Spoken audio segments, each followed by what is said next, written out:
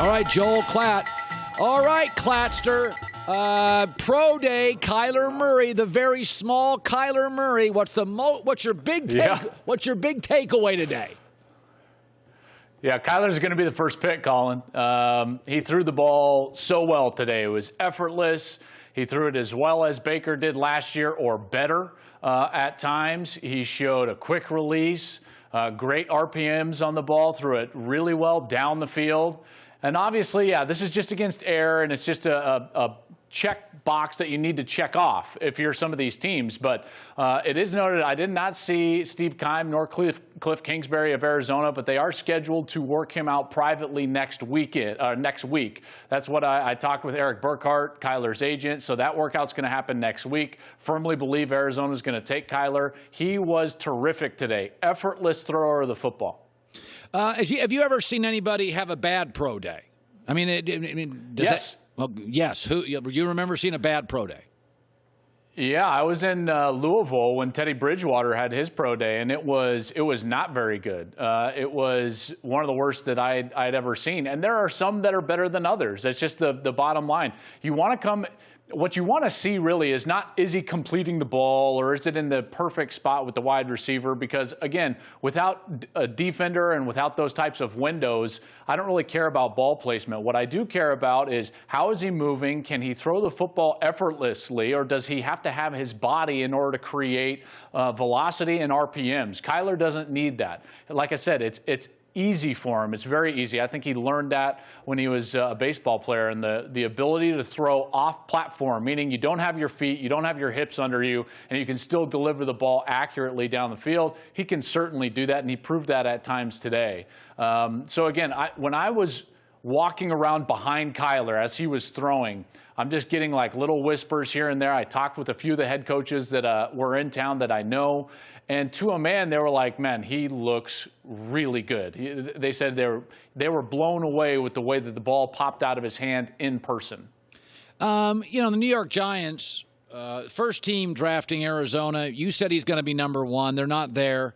The Giants are at 6. You think the Giants move up, or are you just telling me you think Arizona's taking Kyler Murray? Well, that's a great point. I think Kyler goes number 1. Now, depending on whether the Raiders want to move up with all of their ammunition or whether New York wants to move up with all of their ammunition, I think those are your two best possibilities, Colin, because they do have the wherewithal as far as the number of picks, including first-rounders, in order to move up. Then it just becomes, do they like him enough? I don't know if the Giants are going to be in that mold. Right, I think Gettleman, the GM of the New York Giants, is such a staunch old-timer.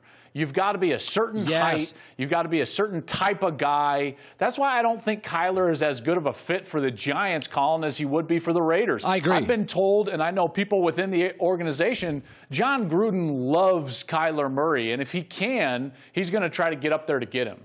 By the way, he's only about, 5'9.5", 5'10". And be honest here, Klatt, he is a little small. Don't you think? Well, officially at the Combine, he was 5'10" and 1/8. I'm watching the video right here, Klatt. I don't know.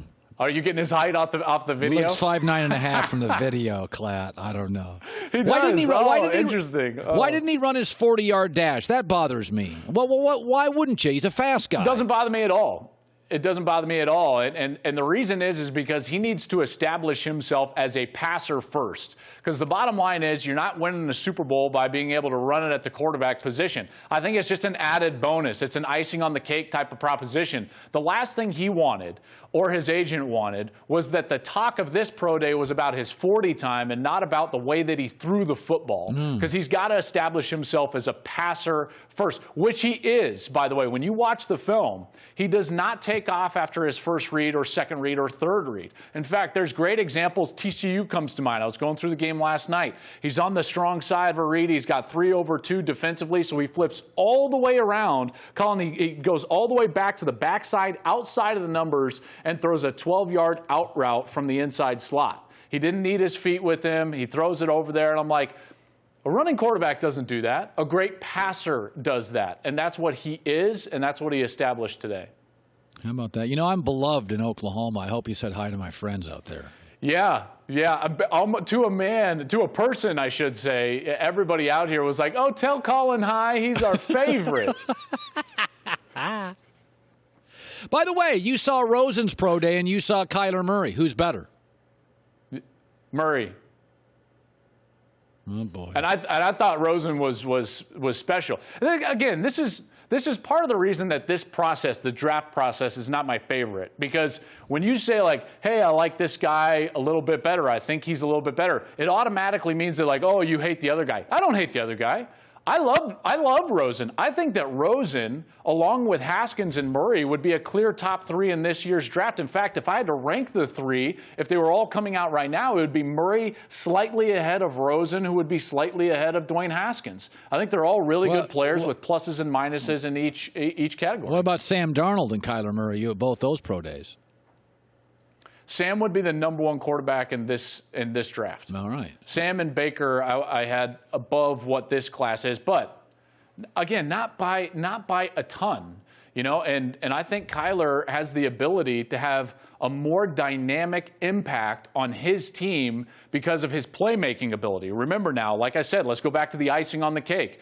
This guy might be perfect in Arizona because they do have that terrible offensive line, and he's a guy that can avoid that versus Rosen, who needs a clean pocket to operate. Yeah, and it's hard to revamp your O-line from terrible to good in one off season.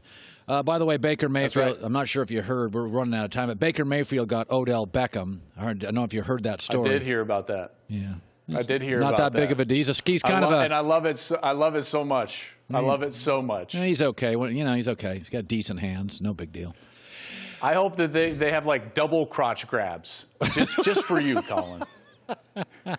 Joel Klatt. Good seeing you, buddy. Fox NFL draft guy. You too, bud. Hi, everybody. Thanks for watching. Subscribe here to get the latest from the show. Also, be sure to check out more of the best clips from The Herd or go watch a few segments from other shows on FS1.